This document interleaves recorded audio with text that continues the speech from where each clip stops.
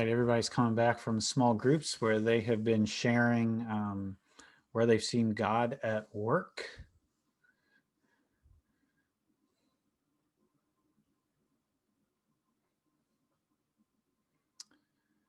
You're either coming back of your own volition or Zoom is just bringing you back.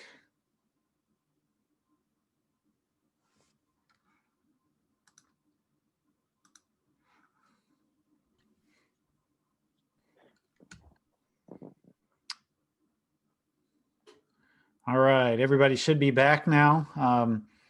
I want to give you a chance to share something either that somebody else said or something that you shared as well, in a way that you saw or have seen God at work at Sycamore Creek.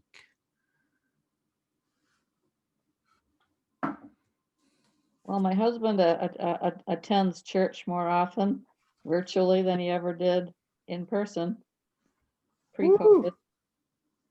Woo woo. Woo woo, yeah. That's really cool to hear. I didn't know that, Marilyn. Thank you for sharing that. Yeah, he really liked this past series with the when a priest and a physicist walk into a bar. He thought that was the topic that you spoke about, and that Mark extolled upon was very interesting. Yeah. How about others? What's something you've seen God at work in our church?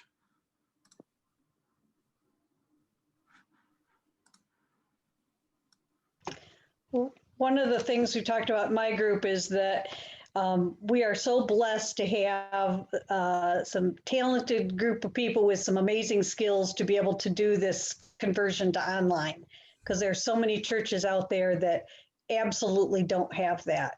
And we have we're very blessed in that way. Yeah. Absolutely. It helps to have a media geek for a pastor, I'm just saying. Well, it's not just me. I know it isn't. But it takes a fearless leader to lead the call there. And we're blessed with so many talented individuals with the media audio. Dave, I'll pick on Dave because he's right here, and Jason right here. Just we're really super fortunate.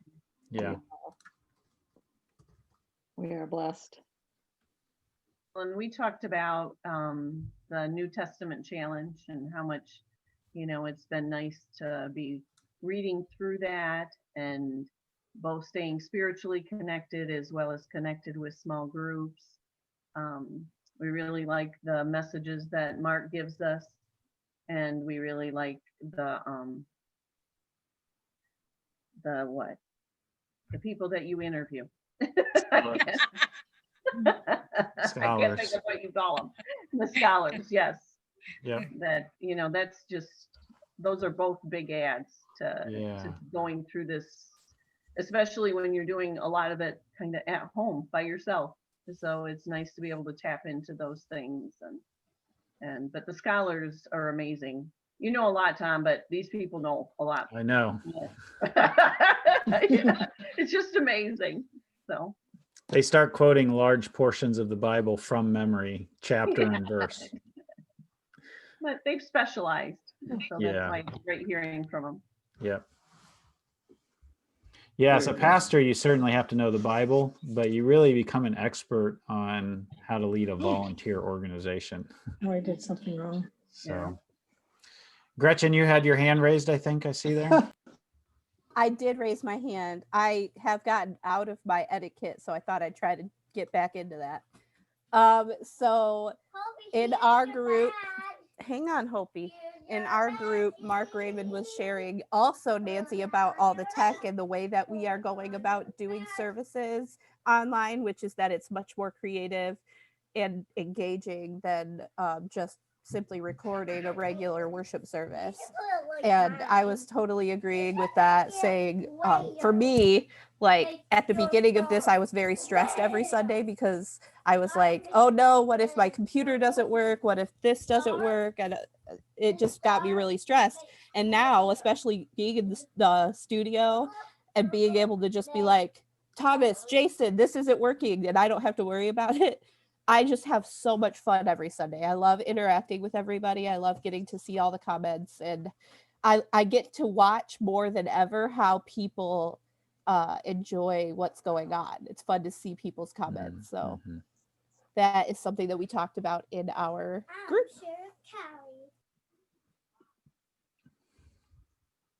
Feel like we could probably keep going, but I'm going to share two quick stories and then we'll move on here. One is that at South Lansing, we adopted teachers at Mount Hope STEAM, and we've been sending them appreciation packages. And this is a thank you note that I received from one of them, from Lori Brace, who's a 4th grade teacher, I think.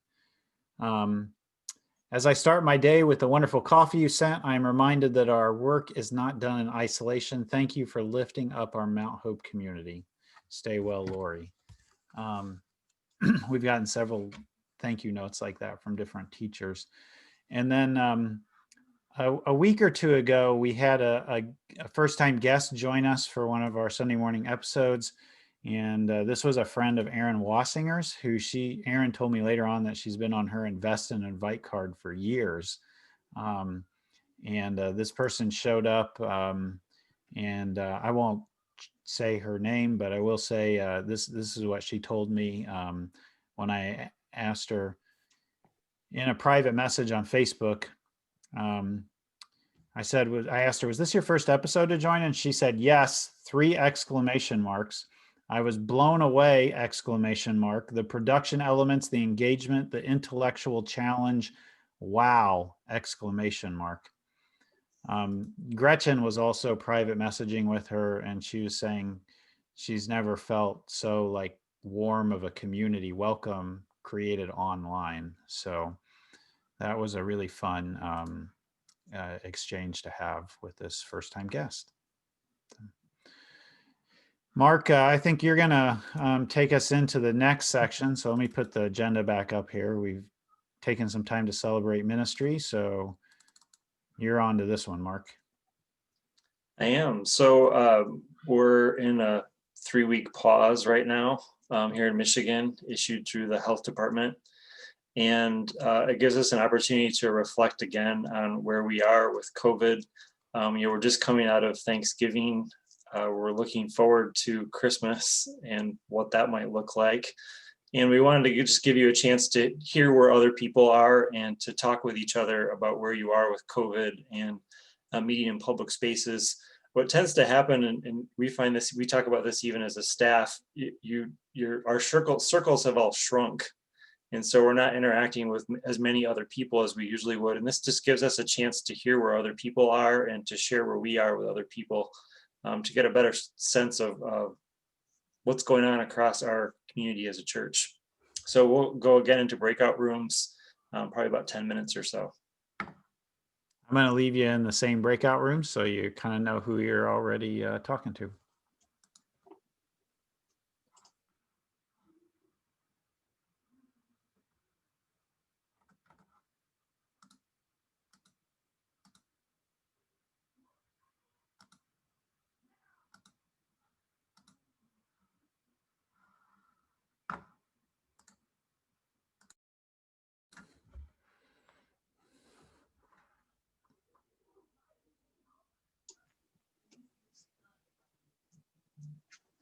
Three seconds, and then everybody's back. You're just hanging out here by yourself, Tom?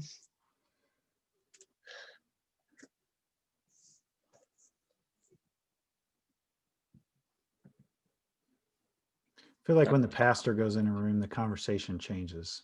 So What would make you think that? That's true. Hear the stuff we say about you, Tom. Yeah. It's all good. Kristen, I think you should go ahead and finish what you were saying because you kind of got cut off.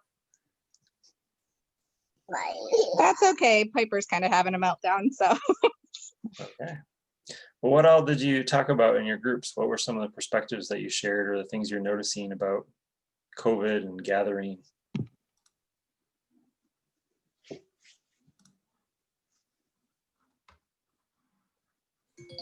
I'll go. And I was in Kristen's group, so I can paraphrase for you from what I heard, Kristen. But most everybody is cautious. For the most part, we go. Well, I would say everybody is cautious.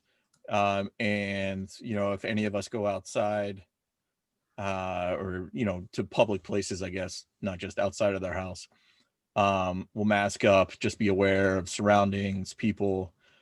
Some of us do a little better job of keeping that 6-foot bubble between people. I'm one of those that has a tough time doing that. But Kristen was saying she's an extrovert, so this is like really hard for her to be stuck inside all the time. And so she plans stuff to do outside, but also they take as many precautions as possible when they do so.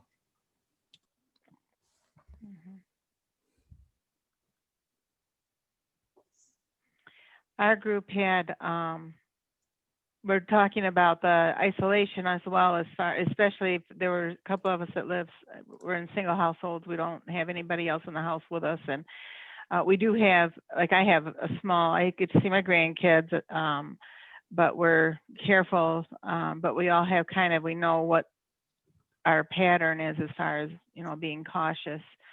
I think I was like Kristen, I'm an extrovert, so it's very difficult for me to not, I work a lot of hours and then I just am here. So it's like I don't have that break that I normally get when I'm actively involved in things outside of the home, with church and so forth.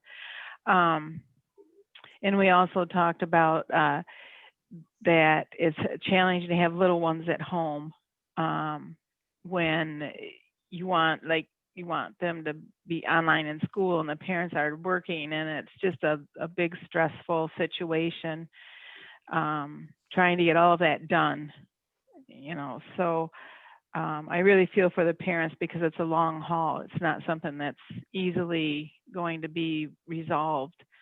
And it's hard for the kids because of that socialization that they usually have at school that they're not getting, very, not the person-to-person contact. So that's what we talked about in our group, as well as the doctors are concerned about the trickle effect of not just the COVID, but all of the other mental health and the trickle down effects of what this COVID coronavirus is going to do to people that may not have the actual virus, but are having other issues because of it. So that's going to be a concern as well as time goes on.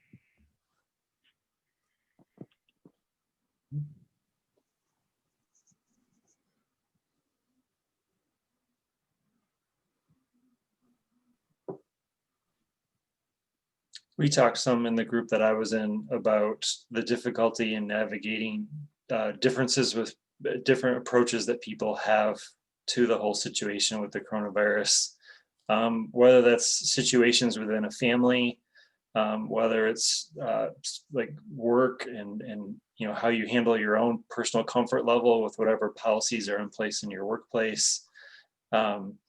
It can be challenging to navigate whenever you get together with other people, whether you're all on the same page in terms of your response to the virus, and knowing how to handle it when you're not on the same page is very difficult.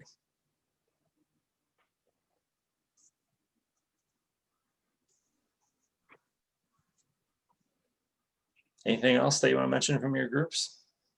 Well, I was just thinking that when Ross goes to Grand Valley, and Grand Valley had their students test and quarantine before coming home. They made that a good practice. And so I was fortunate to have Ross and Kylie both do that before they came home. And then Ross was kind of a little put out because I had my mask on when he got home. Yeah, but my other son didn't quarantine, so that's what we had to do. So, but it was nice that Grand Valley took those positive steps with the students ahead of time, I thought.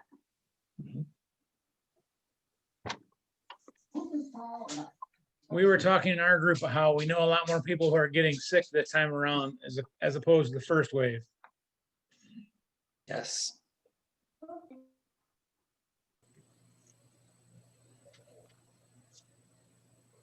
I must say, it's nice to see everybody's full faces and not half a face. Yeah, that is nice to see smiles. Yes.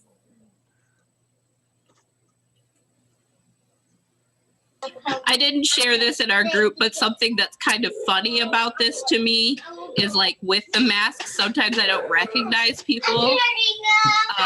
Bonnie, I think you brought cookies when we were delivering the Kids Creek to go boxes. And in my head, I was going, who is that? And I don't think it was until you started talking that I realized who you were. Right. Because you had your mask on.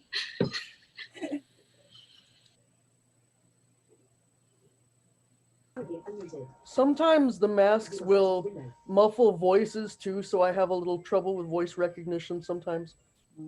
Yes, that's definitely a challenge. We have a lot of people in Potterville who have some hearing difficulties, and they kind of rely on lip reading to be able to understand people. And without a mask, it's very challenging for people who have any sort of hearing loss or difficulty.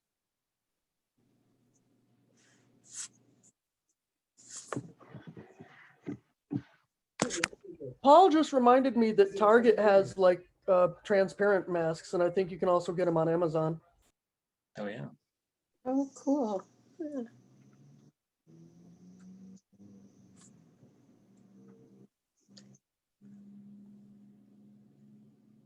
We actually use a program at work that is like Zoom, but it's Team or Microsoft Teams. And it actually has a selection in there where you can have closed caption. It will listen to whatever is being said and print it out. Now, obviously, there's always some goof ups with that, but it still does help because you get a lot more hints of what's going on. Mm-hmm.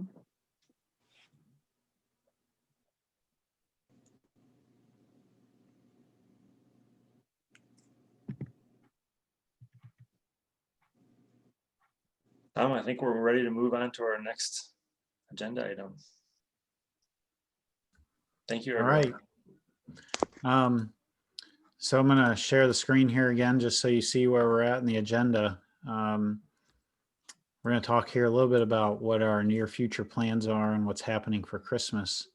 So I think probably you all know a little bit about where most of like the campuses are at. At South Lansing, we're still broadcasting from our studio cafe, and but the number of people that are in there is down to just the kind of basics who are either running the audio visual or who are on screen. And we've stopped, at least for the time being, the live studio audience. I'm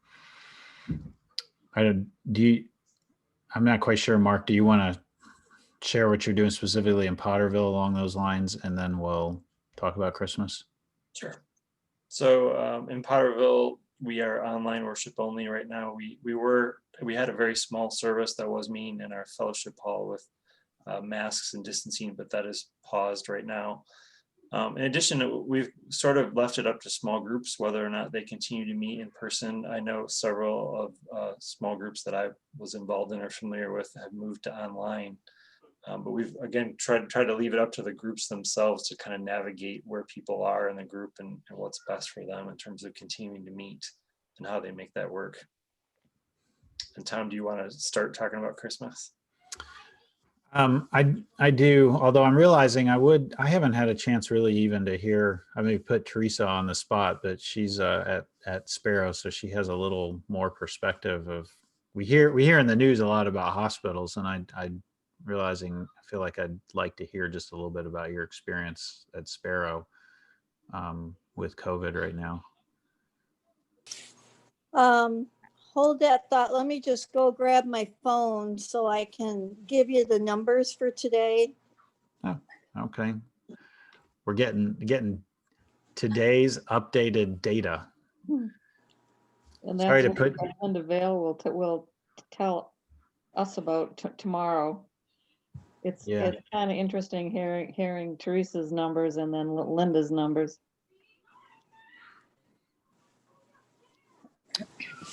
Well, my numbers would be just Sparrow's numbers, not the county's. Oh, in fact, this email came out tonight. So actually the numbers are down a little bit. They have 102 positive patients that are admitted at Sparrow. 14 are in critical care and 11 are on ventilators. So the most I've seen on vents in the last week has been 14, 18 in critical care, and about 120 positive patients admitted. So the numbers certainly did come down over the weekend. The number of tests that were collected really came down over the weekend. People, Which was nice because I only had, what did I say, 218 people to contact today instead of 500. But still the hospital's full. It's really starting to go through the staff. I didn't screenshot. On any given day, there's anywhere between 50 and 75 staff that are off in some point of their quarantine. Every day more go off, but more come back. Some have been back out because symptoms were coming back, even though they don't feel they're contagious again. They're just too tired or, just don't feel well enough to work. The lab where I'm most close to at this point, where they're doing all the testing, everybody's exhausted across all parts of the hospital, but one of the hardest parts of each test is it has to be pipetted. Those not into science, it's like a straw and you put your finger over the top and you have to go into the tube and put it into a different tube that'll go through the test. Well, how fast do you think you can pipette 2,400 tests? It's a very arduous, and so they are just bringing in people from all over just to pipette. And that gets a little mind numbing after a while too, so. Yeah. I know that there was one day that she came home and there was enough people that they had to call. They basically, correct me if I'm wrong, for about 2/3 of the day, 3 people did nothing but call positive cases and let them know that they were positive. That's a lot of man hours and it's a lot of people. Yeah. Thanks for letting me put you on the spot there. I realized we had a little inside view here that I didn't want to miss the chance for us to hear about. That reminds me that one of the things that we are planning on doing, Mark, you and I haven't talked about this, but this might be something you want to think about at Potterville too, is we're going to do a blessing of our healthcare workers in the new year. So I hear that strain in your voice and in your telling about the situation, and similar. And I am blessed. I am not on the floors, and it's not near as bad for me as it is everybody else, but yeah. Well, we're gonna do what we can to support the healthcare workers in our church. Gretchen, you have your hand raised. Yeah, I was just going to say that I hear the strain really loudly from Dr. Shoemaker. I can see the grief from her posts on Facebook. Yeah. So with all of that in mind, we have some plans for Christmas. They're going to be different. Usually our Christmases, we do Christmas like on Christmas Eve and Christmas Eve and Christmas Eve and Christmas Eve, and we do it at Buddy's and we do it at Sanctuary Spirits, and we do it at who knows where, like, as many places as we can. And that's obviously just not a possibility. Not to mention we do them at our campuses. So we have been working very hard at we're calling it From Our Living Room to Yours. And we're partnering not just with Mark and I in our campuses, but also with Matt Cray at Bath and Gunnisonville. And one of the really cool things that God has been up to in our church is really brought us another video editor. Dave Wassinger is an amazing video editor, but we don't want to wear him out totally as a volunteer. And so we have another video editor that through our networks that we've gotten to know in making music videos, and he's been working with us to kind of professionally shoot videos from our living rooms, which was a little bit of a challenge as well, like with COVID and everything, but we managed that at least as best as we could. And we basically have shot the entire Christmas Eve service already. And it will then be, we'll premiere it at all of our campuses at 5 p.m. and 7 p.m. on Christmas Eve. So that, there'll be, Mark and I'll be on, and I don't know, other team members, we haven't quite gotten to that. But then at both of our services, we're going to do a 9 p.m. very brief outdoor service. So I emphasize brief. And that's just a chance for the diehard. I was looking at you're supposed to have less than 25 people. It would surprise me if there were more than 25 people that were wanting to get together outside at 9 p.m. on Christmas Eve. But I think there will be a handful of people who will appreciate the chance to do that. And for us to, at least at South Lansing, we're probably gonna have some LED candles. I imagine it's gonna be hard to have lit candles, but to gather together and hear a brief thought and perhaps sing Silent Night outside. So we are creating, one fun thing that we've done is we've made a sort of silly commercial about what it's like. This Christmas is all messed up, and at least I get like all of these Christmas cards from people who seem to like their lives look perfect. You get those Christmas postcards that it's got the professional picture on it and everything looks awesome. And we were thinking, right before they snapped that picture, it was a disaster and everything was a mess and the kids wouldn't do what you wanted them to and blah, blah, blah. So we're making a little commercial that's like what it's really like to get a family Christmas photo in your living room, which is kind of like what this year is. So we would hope that you would share that out as you'll probably see it for the first time this Sunday, and then we'll start to share it out, and that'll highlight our Christmas Eve From Our Living Room to Yours. So we'll be sending out a mailing as well for a Christmas offering. We'll talk about that in a minute, but it'll include some flyers in there.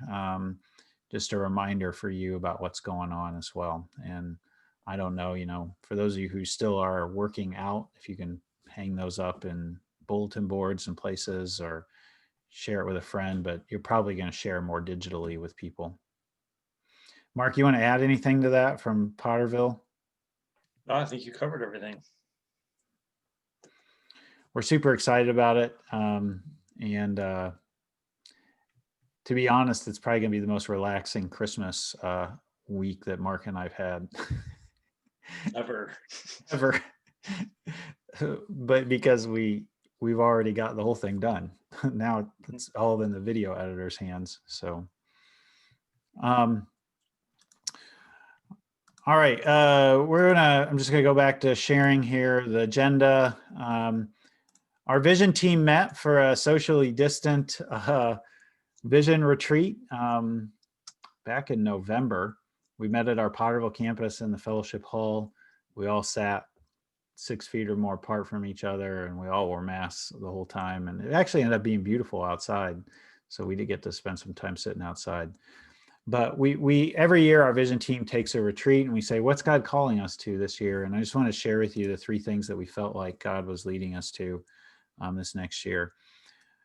We want to develop a digital Facebook campus. And you may think, well, isn't that what we're already doing? There's so much more of what we can do than we're doing on Facebook. If you want to go really deep into that, you can do a Google search of Nona Jones and her book, From Social Media to Social Ministry. It's basically, she's a Facebook employee whose job is to help nonprofits develop community, but she's also a pastor. So she's written a book on a blueprint for launching a Facebook campus. So we were realizing that this is our next venue. And it'll engage what we're doing on a Sunday morning, but it'll also be much deeper than that as well. So you'll be hearing more about that in the next year. We also realized that this was a year for us to really ask the question about what is discipleship? What are our goals and measures? And really create, kind of dig deeper into what are we doing all of this for? You know, it's not just about numbers, it's also about depth. So we've described in the past the 3 simple rules: do no harm, do good, stay in love with God is what we're aiming at. And we've created an inventory for that, but we're going to start to work on making that inventory even more accessible, something online, perhaps that will help you create a spiritual growth plan, really tailored to who you are and where your both strengths and weaknesses are. So we're going to be working on that over this year. And then the third thing on that list here is just taking some time. What are each of our campuses' mission in the midst of like responding to COVID? And one of the things that, of course, Potterville kind of has already baked in, so there's not a lot that Potterville has to do, having a food pantry. And we're exploring what does it look like at South Lansing, especially for that. We're exploring some options with the school and perhaps creating a learning pod at our campus. We have Aaron Wassinger, who did the 5K walk or run, was raising money and book donations to start little free libraries at both of our campuses. So we're going to start to see those go up. So, you know, we're doing a lot with COVID, but we're recognizing this is going to be here for a while. So what's the next step? How can we use our facilities, our resources to meet the needs that exist out there? We can't meet all of them, but what are the ones that God is calling us to? Anything you want to add to that, Mark? No, I don't think so. So I'm excited to share with you an update on our staffing situation at South Lansing. Most of you know, I think, that Jeremy stepped away and he's still attending our church. It's hard to see that right now, but in fact, it's been a little bit weird. I've talked to Jeremy less. I mean, I used to talk to him every single day. But we put together a team to both look for candidates and applicants. We split the job, Jeremy's job, into a couple of jobs. One is a producer role, which is kind of the behind the scenes organizer. And then we also want to hire several different band leaders. So that'll provide us some diversity of sort of musical expression. We had several people very qualified who applied. In fact, it came down to really 2 applicants, and it wasn't a decision. It was a challenging decision because both of them were really good. But in the end, we've decided to hire a young mom named Tiffany Norday. Tiffany is actually a pastor at Epicenter of Worship. So you may have met her in our relationship building with Epicenter. And we'll be introducing her more directly, kind of formally over the next week or so with some introductory emails and probably in worship in a time here. Tiffany has a master's degree in intercultural Christian education, or not intercultural Christian education, intercultural studies and ministry. She has an amazing amount of experience working with Christian institutions and organizations, including her own church. We had her on our staff meeting this afternoon, and I asked her to share a little bit about what she's done as a pastor at Epicenter. And one of the things that she said was she ran their campus ministry at like 6 different colleges across Michigan and then one in Colorado. She has 3 little kids, I think all under the age of 6. She has just announced the pre-ordering of her self-published book. She's kind of a quiet person, but she's extremely organized and creative. The 3 skills that we felt like we needed for that role are organization, people skills to work with a lot of different people, and creativity. And Tiffany has all 3 of those.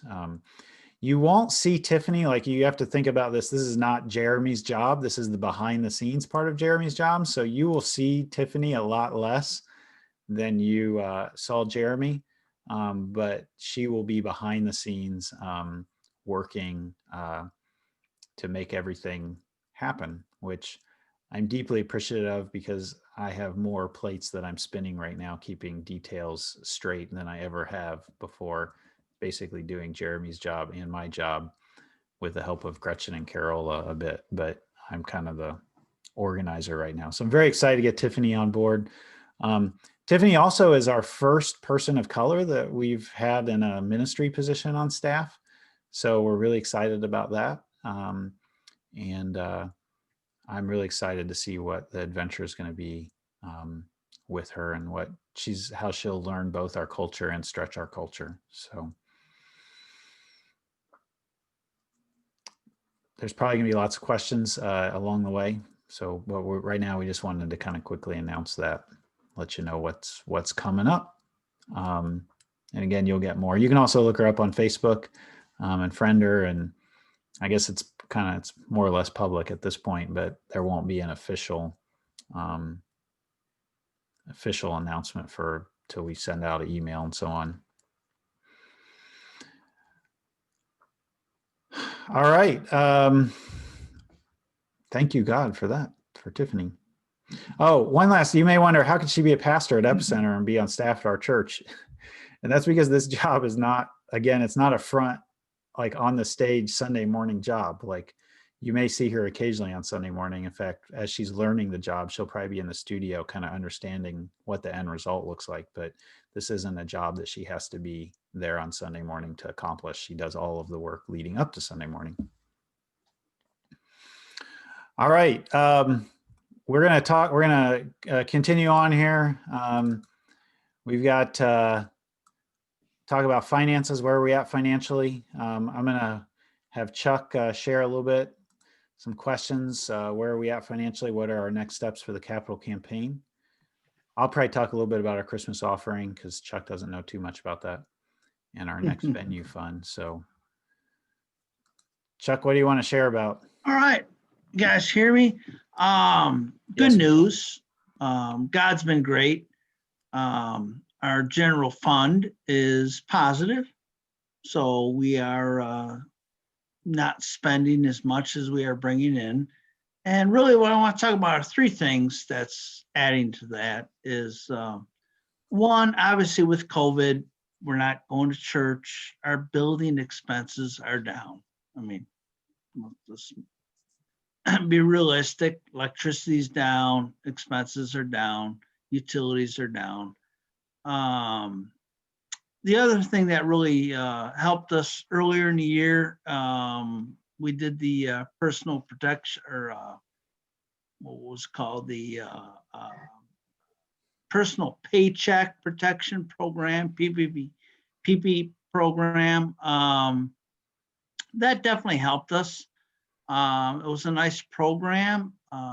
It is forgivable loan, so we will get that money back. But really, what I think is most important is our giving never stopped, and that's a blessing to Sycamore Creek. It's a blessing to the people that we have in our congregation that continue to give. We have a lot of people that still want to continue to give by check. We made sure that we would have a count team in process to do that. And that's really been a blessing. So overall, very positive news. Financially, we're very healthy. So thank you, God. Thank you for everyone here on the call. And yeah, it's a blessing. So thank you. Yeah, I can't describe, I mean, all of the other stresses of adapting. Finances have not been one of them at Sycamore Creek, which has really allowed us to focus on mission externally. So I have at the bottom of the agenda here some thoughts or some just numbers for our capital campaign. I don't know, Chuck, do you want to talk about these numbers, or are you familiar enough with those to? I can pull them back up. I know the emergency fund is, I believe, has been planted, so I think we're okay there.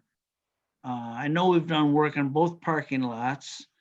We're continuing to pay the debt down on the mortgage.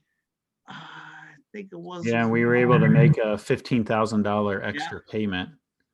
Yeah, I think it was we're down to 127, something right in that area. We're gonna do some work on the Kids Creek in South Lansing. We're gonna get that floor ripped up, get the asbestos out of there, take care of that. A lot of positive things. Again, it's just been a blessing that not only does money come in to keep the lights on, but the money comes in to keep the building improvements going on.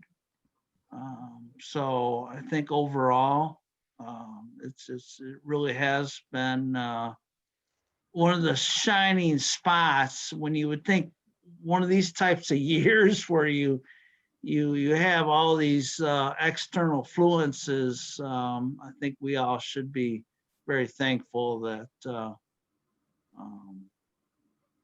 we are in a very good position. So our Kids Creek remodel, we're going to use 28,500 from the capital campaign, but the remodel is actually costing about 37,000. And the really good news is that our general fund is so strong right now that we're going to be able to cover that difference by basically the lower expenses on the building. I've been thinking about us remodeling. We've also been able to put in a new boiler at South Lansing. But as we're remodeling the Kids Creek space, it reminds me of the story of Jeremiah during the siege of Jerusalem. And he buys property inside the walls as the Babylonians are, doing a siege around it. And it's a kind of prophetic sign of hope that this in this really dire setting, a lot more dire than the pandemic in America. But as we're remodeling the Kids Creek space, it's kind of a similar gesture that this isn't going to always be the way it is, and it's going to be really fun to do that, to have that kind of reveal when we're able to get back in the building. Thomas Oates is leading that, and he's doing a lot of it with volunteer labor. Most of it's demolition, and he's kind of general contracting it, which is keeping the cost down quite a bit. But we're going to tear out the walls, and it's ultimately going to be much more of a multi-purpose space in that room than even just a kid's space. Mark, I've been talking a lot. You want to talk about our Christmas offering? Kind Can I put you on the spot for that? Sure, I'm happy to talk about our Christmas offering. Each year we receive our Christmas offering. You know, we put a challenge before you, and hopefully you've heard this before, so you're prepared for it. But it's to give away as much as you spend on Christmas.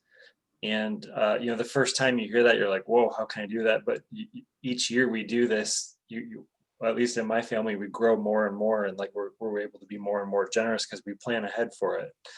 And each year we take that offering and we give it away to three things. We're going to roughly do the same three things this year, which is our care ministries. So we continue to pay Tom Fox through the Christmas offering.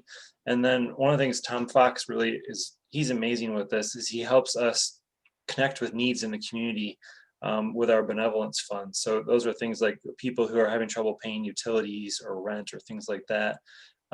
Tom Fox does all the like making sure it's a legitimate need and that it's handled well. And he's been on vacation before, and I've tried to do some of it, and it took me like 3 days, and I was so grateful for him. And so both the care that Tom provides, but then also the care he provides to our community through that is really amazing. Part of the care ministries as well is that we continue to support people who need help going to counseling, where we can help them if insurance isn't covering all of those or not covering any of the expenses.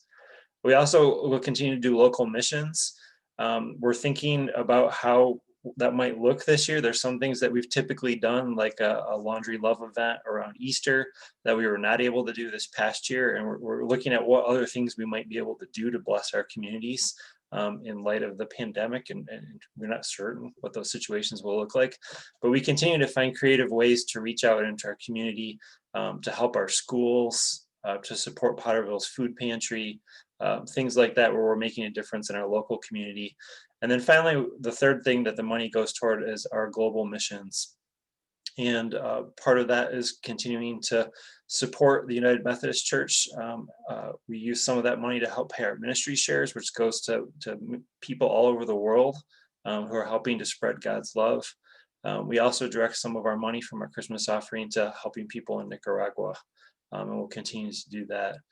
And so you're going to hear more about the Christmas offering throughout December. Of course, most of our giving will be online, but again, you're still welcome to mail checks in to the church. And as Chuck mentioned, we continue to have people counting checks. And so if you give to that Christmas offering, we'll continue to receive that money. And last year we received, so 32,000, Tom? Yeah, right? a little over 32,000. A little over 32,000. We have no idea what to expect this year with COVID, but we do know that our church is generous and continually exceeds expectations, and we're excited about what God will do with that offering and the impact that we'll be able to have in those three areas of care ministries, local mission, and global mission. Mm-hmm. You'll be we'll be sending out some more information about that in the next week or so. So watch for that in the mail. Each of our capital campaigns, we've tied 10% to our next venue. And I mentioned earlier that one of our goals for this year was to launch a Facebook campus as our next campus. So we are going to use, one of the kind of amazing things is we have a fund already in place to begin to work on that and to potentially hire staff and get ready for it.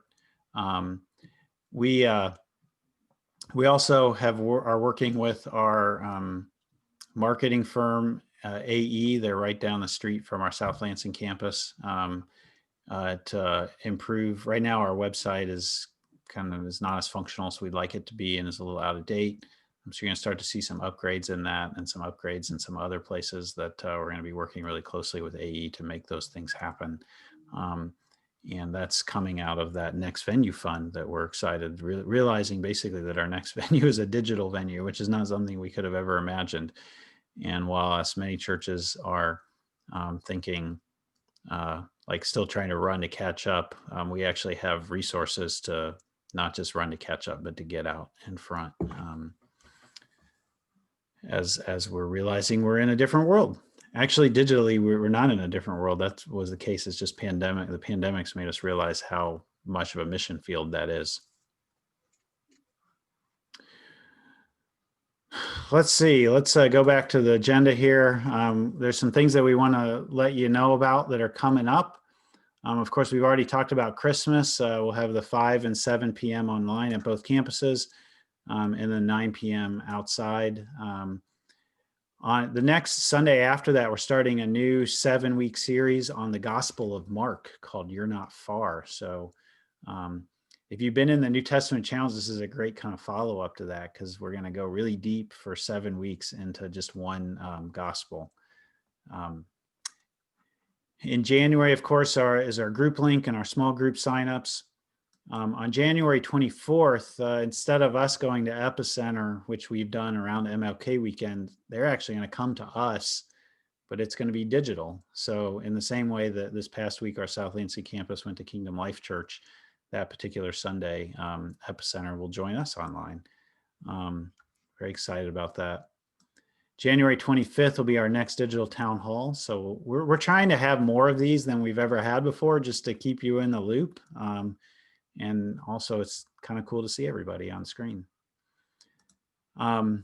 Somewhere in January, February, we're working on an online version of Letter from Birmingham Jail. We did that last year, the staged reading, and we're kind of imagining that being an annual thing, or at least as long as it seems to be connecting with people. So we're exploring a new director this year to have a new take on it, and it would be a kind of digital production.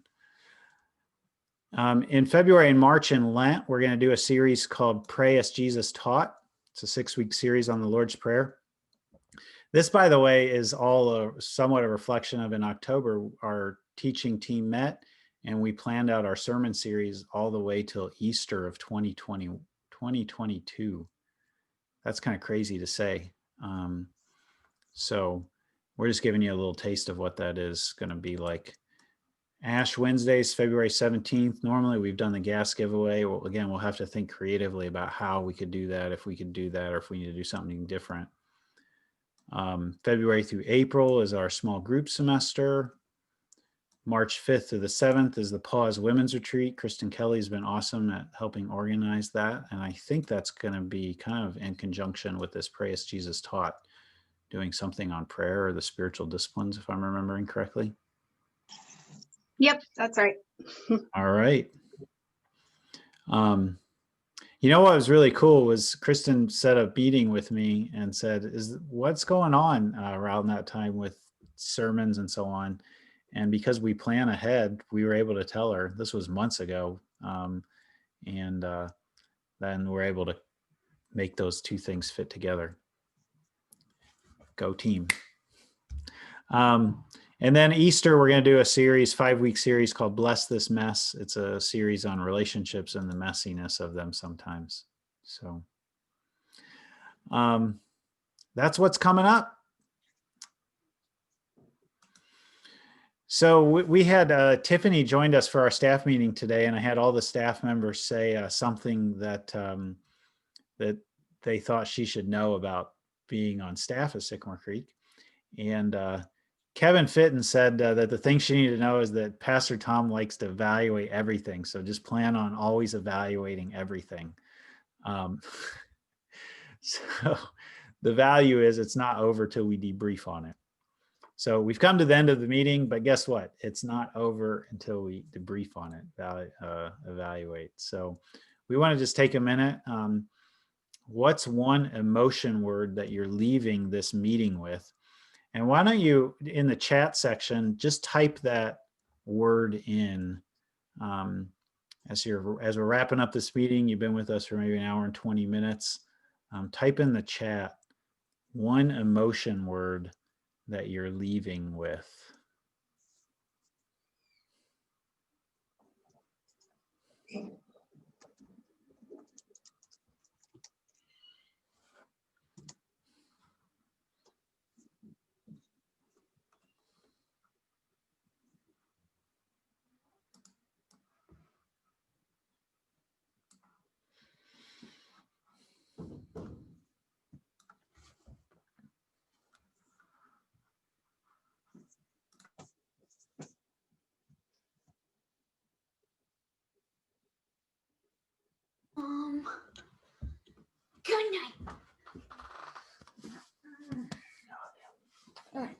Good night, everybody.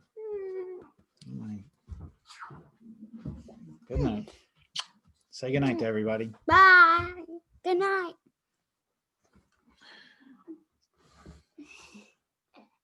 All right. Lots of words popping up. Thank you so much. If you want to unmute yourself and share why you wrote that particular word, we'll just take a couple minutes and hear your voices.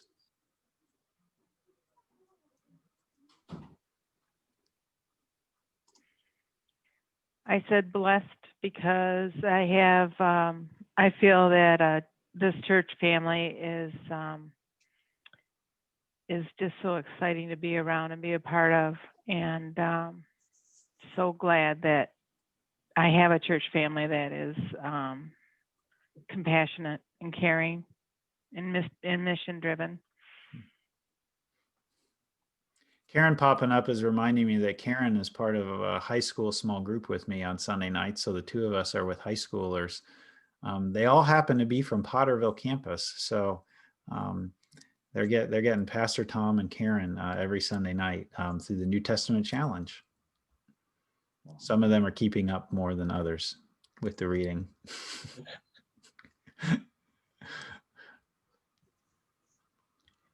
Anybody else want to share why they wrote the word they wrote? I'm excited about the Facebook venue. More people can learn God's word without having to physically come to our church. Mm-hmm.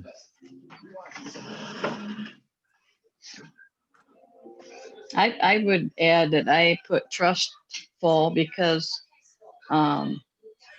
with a lot of anxiety in other areas of our lives right now, my church, even though I wish we could be meeting in person, the church is one area where I don't feel anxious. That's really cool to hear. Kathy's on our vision team as well, so she knows the kind of how the sausage is made. Or knows it better. Right. Well, I put peace, but I agree with Kathy. That's exactly why there is a lot of chaos and concern in other places in life. But when it comes to Sycamore Creek, it's just like my steady Eddie, and things are going well, and people are still, there to call on when you need them. And I just consider, it a real blessing, and it just brings me great peace. I put relaxed, but I'm going to change my word now because we know I don't want to have just one. That's just how I roll. Anyways, I was thinking hopeful because of something that Marilyn said reminded me that I am noticing I have been able to get the word of Sycamore Creek out to more people than ever before. I am Facebook friends with my Panera delivery person, and I don't know that she's ever watched one of the services, though I invite her all the time. She notices my selfies. She commented on it last time I saw her, and then I told her, well, I do it because I want to make sure that I do it because Tom says we got to post our selfies. And she says, well, tell Pastor Tom that you always post your selfie. And I was like, okay, I will. So that's just cool to see that like people are recognizing that there's something going on with this church online. I'm still kind of in awe that you are on a first name basis and you have a Panera delivery person. If she sees my name pop up on the online orders, she's like, nope, I'm going to there. The church is like right on the edge of their delivery area. Mm-hmm. So she's like, oh, the church. Yep. That's mine. We're friends. It's cool. Anybody else want to share why they wrote the word they wrote?